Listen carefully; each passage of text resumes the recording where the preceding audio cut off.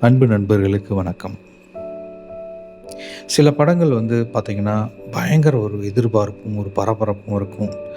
ஆ அந்த படங்களுக்கெல்லாம் அந்த படம் வர்றதுக்கு முன்னாடியே அதோட டீசருக்கு வெயிட் பண்ணிட்டு, அதோட ட்ரெய்லருக்கு வெயிட் பண்ணிட்டு, அது படம் வரும்போது அதற்காண்டி காத்திருந்து அந்த டிக்கெட் எப்போ வரும்னு காத்திருந்து அத அத அடிச்சு பிடிச்சு வாங்கி, அத கஷ்டப்பட்டு போயி அந்த படத்த அப்படியே ஒரு ஆர்வமா பார்க்குறதுங்கிறது ஒரு வகை. அது ஒரு ரகம். அந்த படம் நல்லா இருக்கோ இல்லையோ, அந்த ஆடியன்ஸோட பார்க்கும்போது அத ஒரு மாரி வேற மாரி ஒரு என்ஹான்ஸ் பண்ணி காமிக்கும். அது ஒரு வகையான ஒரு பரபரப்பான ஒரு ஒரு தருணம்.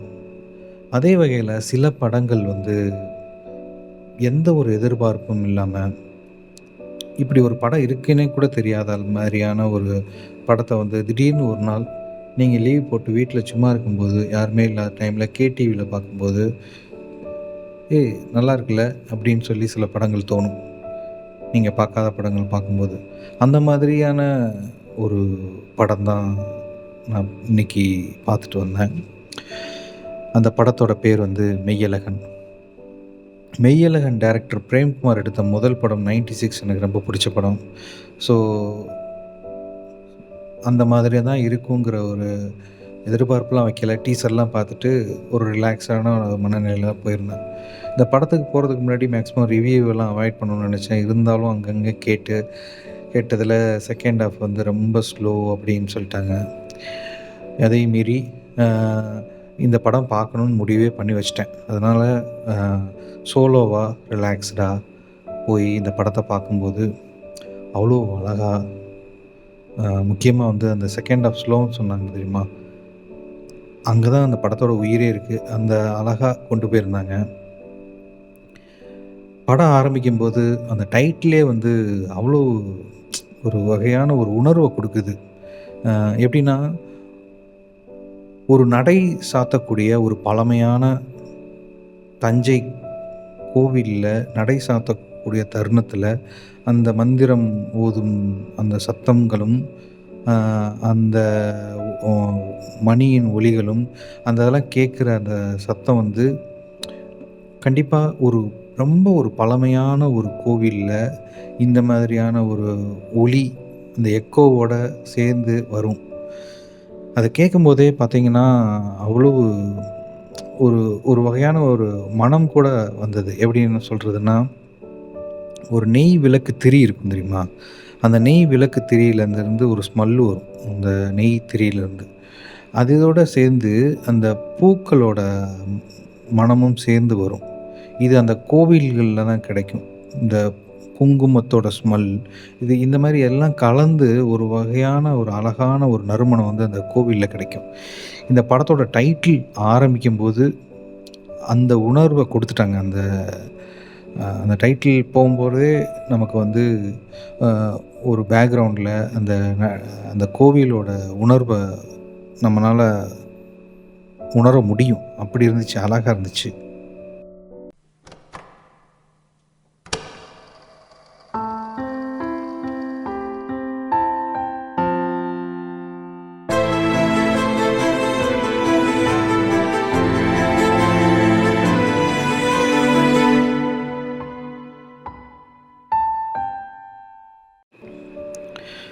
இந்த படத்தோட அரவிந்த் சாமியோட ஒரு இன்ட்ரோ பார்த்தீங்கன்னா, ஒரு அழகான விஷுவல் ட்ரீட். சூப்பரா இருக்கும். எப்படின்னா, அந்த அரவிந்த் சாமி அந்த கிளிகளுக்கு சோறு வைப்பாரு. மொத்தமா அந்த மரத்தில இருக்கிற கிளைகள்ல மொத்தமா இருக்கிற கிளிகள் அப்படியே பறந்து அங்கங்க உட்காந்து, ஒரு பச்சையும், அந்த நல்ல ஒரு சிவப்பான மூக்கும் இருக்கிற அந்த கிளிகள காமிச்சு, அதோட அரவிந்த் சாமிய காமிப்பாங்க. அழகா இருக்கும். ஒரு விஷுவல் ட்ரீட் தான் அது. அதுக்கப்புறம் இந்த படத்தோட அ கதைகள பத்தி நம்ம பேசும்போது, ஒரு ஸ்பாயிலர் அலர்ட் இதெல்லாம் நான் சொல்ல போறதில்ல. ஏன்னா, இந்த கதைய பத்தியே நான் பேச போறதில்ல. இந்த கதைய பத்தி பேசினாலும் பிரச்சனை இல்ல. ஏன்னா, நீங்க இந்த கதைய கேட்டுட்டு போனாலும், இந்த படத்த நீங்க படமா பார்த்தா மட்டுமே தான், அத நீங்க உணர முடியும். சிம்பிளா சொல்லணும்னா, ஒரு சொந்த ஊர்ல பிறந்து வளர்ந்த ஒரு ஒரு ஒரு குடும்பம் அங்கேருந்து கிளம்பி இன்னொரு ஊருக்கு போயிடுது. திரும்ப அந்த ஊருக்கு ஒரு உறவினர் கல்யாணத்துக்கு வர்றவர் அங்கே ஒரு உறவினரை மீட் பண்ணுறாரு. அவங்களுக்குள்ள இருக்கிற நட்பு நட்பு இல்லை, அங்கே தான் நடக்குது. அந்த இன்ட்ரோவே அங்கே தான் நடக்குது. பட் யாருன்னு தெரியாமே பழகிட்டே இருக்கிறாரு. ஆனால் இவரை பற்றி எல்லாமே இவருக்கு தெரிஞ்சிருக்கு. அவ்வளோ கேரிங்காக இருக்கிறாரு, அவ்வளோ அன்பாக இருக்கிறாரு. அவரை பற்றி ஒன்றொன்னா சொல்கிறாரு. நீங்கள் சின்ன வயசுலலாம் எப்படி இருப்பீங்க தெரியுமா? உங்கள் சைக்கிள்லாம் இன்னும் வச்சுருக்கேன் அப்படின்னு சொல்லிட்டு ஒவ்வொன்றா சொல்லுவார். சொல்ல சொல்ல சொல்ல சொல்ல அவனுக்குள்ளே இருக்கிற பழைய ஆள் உணர்வு வெளியே வரும். கொஞ்சம் கொஞ்சமாக இந்த ஊர்க்காரோட உணர்வு வரும். அப்படியே கொண்டு போய் இந்த படத்தை ஒரு ஸ்டேஜில் முடிப்பாங்க. இந்த படத்தோட ஹைலைட்டே ஒரு ஸ்பிரிச்சுவல் தான் சொல்லுவேன். பொதுவாக ஸ்பிரிச்சுவாலிட்டியில் நான் யார் அப்படிங்கிற ஒரு கேள்வி வரும். நான் யாருங்கிறத தெரிஞ்சுக்கிட்டாலே ஸ்பிரிச்சுவாலிட்டி அடைஞ்ச மாதிரி தான், ஞானம் அடைதல் மாதிரி சொல்லுவாங்க. ஆனால் இந்த படம் கிட்டத்தட்ட அதே தான். நான் யாருங்கிற அந்த அடையிற தருணம் அப்படிங்கிறது இந்த படத்தில் எப்படி வச்சுருப்பாங்கன்னா, இன்னொருத்தர் மூலமாக நான் யாருங்கிறத தெரிஞ்சுக்கிறது. ஏன்னா நம்ம ஒரு ஊரில் பிறந்திருப்போம், வளர்ந்துருப்போம். ஒரு ஸ்டேஜில் அங்கேருந்து நம்ம வெளியே வந்துடுவோம். அந்த சிட்டிக்கு இந்த மாதிரி வந்தோடனே இந்த ஊரோட தன்மை, ஊரில் சகஜமாக பேசுகிற தன்மை, அந்த மொழி வழக்கு இது எல்லாத்தையும் மறைக்க விரும்புவோம். ஏன்னா அது ஒரு கிராமத்தான் மாதிரி இருக்குது. அது ஒரு டீசென்சி இல்லை. அந்த மாதிரியான ஒரு இங்கே இருக்கிற கல்ச்சர் அப்படி இருக்கிறனால நம்மளை ஒதுக்கி பார்த்துடக்கூடாதுங்கிறதுக்காண்டி அதிலேருந்து நம்மளை மீண்டு வேறு மாதிரி நம்மளை மாற்றிக்கிறதுக்கு முயற்சி பண்ணி ஒரு ஸ்டேஜில் நம்ம அதுவாகவே மாறிடுவோம். அது இல்லாமல் இந்த உலக வாழ்க்கையில் ஓடிக்கிட்டே இருக்கிறதுல நிறையா விஷயங்களை வாழ்கிறதுல அதை அனுபவிக்கிறதே இல்லை. நம்ம ஒரு ஓட்டத்திலே இருக்கிறோம். அந்த மாதிரியான தான் யாருங்கிறத தெரியாமல் நான் இப்படி தான் இருந்தேங்கிறதவே மறந்து ஒருத்தன் ரொம்ப வருஷம் சிட்டியில் வாழ்ந்துட்டு திரும்ப ஊருக்கு போனால் எப்படி இருக்கும்? ஊருக்கு போகும்போது அவன் கொஞ்சம் கொஞ்சமாக அதுலேருந்து நினைவுகளை ஒருத்தன் மீட்டெடுத்துக்கிட்டே இருக்கிறான். திரும்ப அவனை பழைய ஆளாக அவனை உணர வைக்கிறான். அந்த மாதிரியான தருணம் தான் அந்த படத்தில் ஹைலைட்டே. கிட்டத்தட்ட இது ஒரு ஸ்பிரிச்சுவாலிட்டி மூவின்னே சொல்லுவேன். அவன் வெள்ளந்தியான அந்த கிராமத்து ஆள் அவன் எப்படி இருக்கிறான்?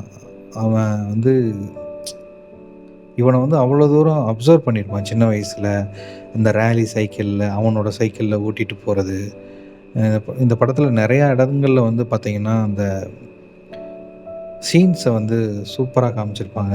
அவன் சின்ன வயசில் ஸ்கூல் போயிட்டு வந்துட்டு அந்த டீயில் பிரிட்டானியா மில்க் பிக்கிஸ் பிஸ்கட்டை டிப் பண்ணி எடுத்து சாப்பிட்றதுங்கிறது ஒரு சீன் இருக்கும். அது நல்லா பார்த்திங்கன்னா எனக்கு இன்னும் ஞாபகம் இருக்குது. இப்போல்லாம் ஒரு பிளாஸ்டிக் பேப்பரில் வருதுல்ல மில்க் பிக்கிஸ், அப்போ அந்த ஒயிட் கலரில் பேப்பராகவே வரும். இந்த மாதிரி பிளாஸ்டிக் பேப்பராக இருக்குது, அது பேப்பராகவே வரும், ஈஸியாக கிழிச்சிடலாம். அந்த பிஸ்கட் பாக்கெட்டு எப்படி பண்ணாங்கன்னு தெரில, அதே பாக்கெட் அங்கே இருந்தது. இந்த மாதிரியான நிறையா சீன்ஸை சொல்லிகிட்டே வரலாம். அதேமாரி இந்த படத்தில் இதுக்கப்புறம் நம்ம கதைகள் பற்றி இதை பற்றிலாம் பேச போகிறதில்ல. அதாவது இந்த படத்தில் அரவிந்த் சாமி சென்னையிலேருந்து ஒரு பகல் ட்ரெயினில் கிளம்பி தஞ்சாவூருக்கு வருவோம். அப்போ பார்த்திங்கன்னா அந்த பகல் ட்ரெயினில் ஹெட்ஃபோன் கேட்டுக்கிட்டு அப்படியே ஜன்னல் பக்கத்தில் உட்காந்துக்கிட்டு பெரியவங்களாம் உட்காந்துருப்பாங்க. ஆப்போசிட்டில் ஒரு குழந்தை அழுதுகிட்ருக்கும், ஒரு அம்மா தூக்கிட்டு இருப்பாங்க. இந்த சீன் ஒரு சாதாரணமாக ஒரு சீன் தான், ஒரு படத்தில் எப்பயும் வர மாதிரி தான் இருக்கும். ஆனால் நல்லா பார்த்திங்கன்னா இந்த பகல் ட்ரெயினில் ட்ராவல் பண்ணுறது ஒரு அழகான ஒரு அனுபவம்.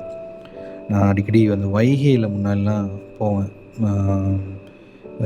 காலேஜ் முடித்து வேலை இல்லாத தருணத்தில் இங்கேருந்து ஊருக்கு போகிறது ரொம்ப கம்மியான அமௌண்ட் டிக்கெட் அதுதான். ஸோ இந்த வைகை ட்ரெயினில் போகிறதுங்கிறது கொஞ்சம் அந்த டைம் போரிங்காக இருந்தாலும் வேறு ஆப்ஷனே இருக்காது. அப்போ மொபைலும் அப்போல்லாம் அவ்வளோவா இருக்காதா, வேறு ஆப்ஷனே இருக்காது. நீங்கள் ஜன்னலில் பார்க்கணும், இல்லாட்டி மக்களை பார்க்கணும். அப்போ அங்கே வர மக்கள் பார்த்திங்கன்னா அந்த இடத்துல நீங்கள் பார்க்கலாம், ஒரு மக்கள் ஆக்டிவாக இருக்கிறத பார்க்கலாம்.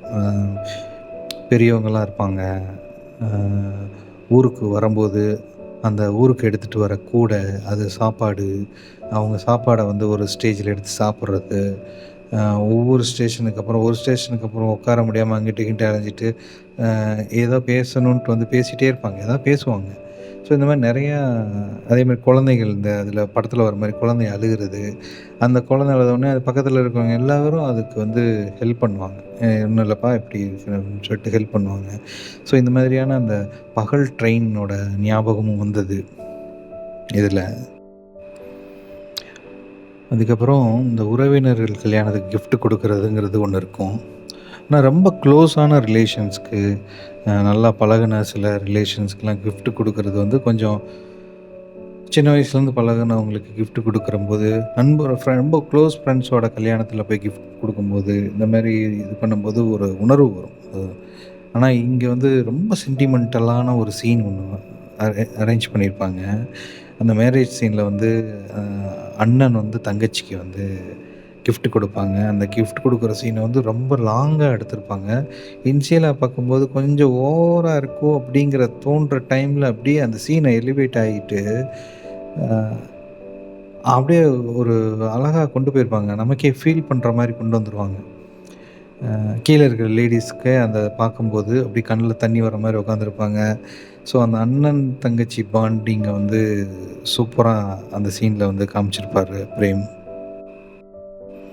அதேமாரி அரவிந்த்சாமி இந்த படத்துல வந்து கண்டிப்பா ஒரு 40, 45 வயசு இருக்கிற மாரி தான் காமிச்சிருப்பாங்க. அங்க வந்து மேரேஜ்ல ஃபர்ஸ்ட்டு வந்து அரவிந்த்சாமி ஐடென்டிஃபை பண்றது அவரோட அத்தை பொண்ணும், மாமா பொண்ணும். அவங்களுக்கும் அதே கிட்டத்தட்ட அதே ரேஞ்சில இருக்கும் ஏஜ். ஆனா அவங்க 2 பேரும் அவ்வளோ நல்லா பாசமா பழகுவாங்க. அப்போ வந்து அவ ஹஸ்பண்ட பத்தி கேட்கும்போது ரொம்ப குடிச்சிட்டுருக்காங்கங்கிற சொல்லி ரொம்ப வருத்தப்படுவாங்க. பேசாம அப்பயே நான் உன்னையே கல்யாணம் பண்ணியிருக்கலாம்னு சொல்லிட்டு, அந்த அந்த ஒரு எப்படி சொல்றது? அது ஒரு லவ் சீனுன்னு சொல்ல முடியாது. அது வந்து ஒரு உறவுக்காரவங்க சீனுன்னு சொல்ல முடியாது. ஒரு அந்த காலத்தில அந்த பழகுன அந்த நினைவுகள வந்து எ இப்ப நெனச்சு பார்க்குற ஒரு உள்ளமா இருக்கும். கடைசியா அத பேசிட்டு திரும்ப போம்போது, பின்னாடி முதுக தடவிட்டு பார்ப்போம் அப்படின்னு சொல்லிட்டு போற மாரி போற அந்த சீன்ஸ் எல்லாம் சின்ன சின்ன சீன்ஸ்லாம் அழகா பதிவு பண்ணியிருப்பாங்க. அதுக்கப்புறம் ஒரு படத்துல வந்து ஒவ்வொரு சீனுமே கிரிப்பா, ரொம்ப ஒரு என்டர்டெயின்மெண்ட்டா இருக்கணும்னு நினைக்கிறது இல்லாம, இந்த படத்துல கார்த்தியும், அரவிந்த் சாமியும் ஒரு வீட்டோட அந்த வீடே அழகா இருக்கும். அப்படியே ஒரு முற்றம் வச்சு அந்த வீடு அகலமா இருக்கும் பார்க்கவும். அப்படியே உள்ள போகும்போது போயிட்டு, அப்படியே அந்த வீட்டுக்கு பின்புறம் வந்து கொல்லைப்புறம் இருக்கும். அதில நெறைய செடிகள் இருக்கும், கிணறுகள் இருக்கும், கிணறு இருக்கும். அப்படியே அதில வந்து பார்த்தீங்கன்னா, அதுக்கு கீழ ஒரு சின்ன ஸ்பேஸ் இருக்கும். ஃப்ரீயா அதில உட்காந்துட்டு, அ பீர் ஊத்தி குடிக்கிற அந்த சீன், அது நிலா வெளிச்சத்தோட அப்படியே உட்காந்து அவங்க 2 பேரும் பேசுறது. ஏதோ ஹம் பண்ணுவோம். நம்ம அறியாமயே நமக்கு வந்து ஒரு சில பாட்டு வந்து வாயிலருந்து வரும். அந்த மாரியான ஹம் பண்ணும்போது என்ன பாட்டுன்னு ஐடென்டிஃபை பண்றது. அவங்களுக்குள்ள பேசுற அந்த பேச்சுக்கள், அதில வந்து பார்த்தீங்கன்னா, பயங்கர பரபரப்பு, விறுவிறுப்பு எதுவுமே இருக்காது. ரொம்ப ரிலாக்ஸ்டா அந்த மாரியான ஒரு அட்மாஸ்பியர் கிடைக்கிறதே அபூர்வம். அது ரொம்ப ஏக்கமா இருந்தது அந்த சீன் பார்க்கும்போதே அவ்வளோ அழகாவும் இருந்தது. அந்த ஏன்னா இந்த மாரியான இடங்களும், அந்த மாரியான நபர்களும் கிடைச்சாலே, நீங்க வந்து இந்த உலகியல் வாழ்க்கையில இருக்கிற அந்த பரபரப்பு, ரொம்ப ஒரு டென்ஷன், அந்த எதெதையோ நெனச்சுட்டு ஒரு பரபரப்பாவே இருக்கிற அந்த மனநிலையிலேருந்து கொஞ்சம் வெளிய வந்து, அப்படியே ஒரு மேகத்தில மிதக்கிற மாரியான ஒரு ரிலாக்ஸ்டான ஒரு சில நேரங்கள் அமையும். சில தருணங்கள் தான் அமையும். எல்லாமே ஒரு நிலைன்னு சொல்லுவாங்கள்ல, இது ஒரு ஸ்டேஜ் தான். ஸ்பிரிச்சுவாலிட்டில சொல்ற மாரி தான். அது ஒரு ஸ்டேஜ் தான். அந்த மாரியான ஸ்டேஜ் அமையறது கஷ்டம். ஸோ அந்த டிஸ்கஷன்ல வந்து அந்த சைக்கிள பத்தி பேசுறது, அந்த சைக்கிளுக்குன்னே ஒரு ஒரு பெரிய ஃப்ளாஷ்பேக் இருக்கும். ஆ அ இந்த மாதிரியான சீன்கள் வந்து நாஸ்டாலஜிய அப்படியே கிளறி விடுற மாரி சீன்கள் இதில நெறையா இருக்கு இந்த படத்தில. கண்டிப்பா இந்த படத்த பாருங்க. ரொம்ப ஃபீல் குட்டான மூவி. ஆ உங்களுக்கு இது மாதிரியான ஒரு கதை படிக்கணும் அப்படின்னு தோணுச்சுன்னா, நான் ஒரு புத்தகத்த சஜெஸ்ட் பண்ணலான்னு தோணுது. ஏன்னா ஒரு பயணம் சார்ந்த அனுபவம் அது மாதிரி நம்ம பார்க்கும்போது, இதே மாரி சில படங்கள் கூட இருக்கு. அன்பே சிவம் சொல்லலாம். கில்லி கூட சொல்லலாம். கில்லியும் பார்த்தீங்கன்னா, அந்த மாரி பயணம் சார்ந்த ஒரு கமர்ஷியல் படமா இருந்தாலும், அதுவும் ஒரு ஃபீல் குட்டா தான் இருக்கும். ஸோ அந்த வகையில எந்த மாதிரியான ஒரு பயணம் சார்ந்த புத்தகம் எது சொல்லணும்னா, எனக்கு தோன்றது சொல்லணும்னா, பயணம் மட்டும் இல்லாம, அதன் மூலமா ஸ்பிரிச்சுவாலிட்டிய உணர முடியும். தான் யாருங்கிறத உணர முடியுங்கிற ஒரு ஸ்டேஜ் அதில வரும். அதுதான் நிசாந்த் கசன்சாக்கி எழுதிய "ஜோர்பா த கிரீக்". ஜோர்பா என்ற கிரேக்கன்னு சொல்லி தமிழ்ல கூட அந்த புத்தகம் இருக்கு. இந்த புக்கு வந்து பார்த்தீங்கன்னா, ஒரு நபர் வந்து அ ரொம்ப படிச்சிருப்பாரு. படிச்சு முடிச்சுட்டு ஒரு அ நிலக்கரி எடுப்பாங்கள்ல, அந்த மாதிரியான ஒரு வேலைக்கு ஒரு இது ப்ராஜெக்ட் மாரி ஆரம்பிக்கணும்னு சொல்லி அந்த காலத்தில கப்பல்ல கிளம்புவாரு. அப்போ வந்து ஒருத்தர் வந்து, "எனக்கு இந்த சில வேலைகள்லாம் தெரியும். என்னைய நீங்க யுட்டிலைஸ் பண்ணிட்டீங்கன்னா, உங்க கூடயே நான் இருக்கேன்." அ அப்படின்னு சொல்லி வேலை கேட்பாரு. "சரி வா" அப்படின்னு சொல்லிருவாங்க. அவர் வந்து பார்த்தீங்கன்னா, இவர் வந்து கிட்டத்தட்ட ஒரு 30 வயசுக்குள்ள ஆள் மாரி இருப்பாப்படி. அவரு வேலைக்கு சேர்ந்தவர் வந்து பார்த்தீங்கன்னா, ஒரு 50, 60 வயசுக்கு ஆள் மாரி இருப்பாப்படி. ஸோ இவங்களோட பயணம், அதுக்கப்புறம் இவர் என்னென்ன மாரி ரியாக்ட் பண்ணுவாரு. ஏன்னா இவர் வந்து வேலைன்னா, வேலையில அவ்வளோ மும்முரமா இருப்பாரு. வேலைய முடிச்சதுக்கப்புறம் நல்லா குடிப்பாரு, ரொம்ப டான்ஸ் ஆடுவாரு, பொண்ணுங்களோட இருப்பாரு. அவருக்கு தோன்ற மாரிலாம் இருப்பாரு. அவருக்கு இப்படி தான் இருக்கணுங்கிற மாரிலாம் இல்ல. அவரு எல்லாமே அவருக்கு ஒண்ணு தான். ஒரு கழுதை அப்படி போயிட்டுருக்குன்னா, அந்த கழுதைய வந்து ஒரு அப்படி பார்ப்பாரு. அந்த என்ன இதுக்கு முன்னாடி கழுதையே பார்க்காத மாரி பார்க்குற அப்படின்னா, அவரு அப்படிதான் பார்ப்பாரு. இந்த உலகத்துல இந்த கழுதைங்கிற அந்த பேர்ல இப்படி ஒரு ஜீவன் இருக்கு பாருங்களேன், அப்படின்னு சொல்லிட்டு வியப்பா பார்ப்பாரு. இந்த மாரியான வியப்பான தருணங்கள்லாம் குழந்தைகளுக்கு மட்டும் தான் இருக்கும். ஏன்னா, அதுதான் அந்த முதல் தருணம். அத பார்க்கும்போது அதுக்கு அந்த வியப்புகள் வரும். அந்த ஒரு ஆர்வம் இருக்கும். அந்த மாதிரியான ஒவ்வொரு அவர் வாழ்க்கையில நிகழ்ற ஒவ்வொரு தருணத்தையும் அவர் வந்து என்ஜாய் பண்ணி வாழ்வாரு. இத பார்த்து அவர் வந்து தன்னோட வாழ்க்கைய உணருவாரு. அந்த கூட இருக்கிறவரு பாஸ் வந்து வந்து நாம ஏன் இப்படி இருக்கோம்? இப்ப அவர் எப்படி இருக்கிறாரு? அப்படின்னு சொல்லிட்டு அப்படி அவரே தான் யாருங்கிறத தான் ஏன் இப்படி இருக்கிறோம்? அவர மாரி தான் இருக்கணும். ஆக்சுவலா அதுதான் லைஃப். அப்படி தான் இருக்கணும். அது ஒரு ஸ்பிரிச்சுவாலிட்டிய வந்து அ சொல்லாம சொல்லிக் குடுத்துட்டே இருப்பாரு, ஜோர்பா. ஸோ கிட்டத்தட்ட இந்த படமும் மெய்யழகனும் அதேதான். கார்த்திக் வந்து ஜோர்பா மாதிரியான ஒரு ஆள்னு வச்சுக்கலாம்னு வச்சுக்கங்களேன். ஆனா, இது ஸ்பிரிச்சுவாலிட்டி மாரி இல்லாம நாஸ்டாலஜி ஃபீலிங்க சொல்லி கிட்டத்தட்ட அது மாதிரி தான். ஒருத்தர் மூலமா தான் யாருங்கிறத உணர்ற தருணம் அப்படிங்கிற அந்த நிலை, அத வந்து இந்த இந்த புத்தகத்திலயும் பார்க்கலாம். இது கண்டிப்பா படிங்க. ஓகே நண்பர்களே. கண்டிப்பா இதே மாரி ஒரு வித்தியாசமான படத்திலயோ, ஒரு நல்ல புத்தகத்திலயோ சந்திப்போம். எல்லாம் சரியாகும். நிம்மதியா தூங்குங்க. நன்றி. வணக்கம்.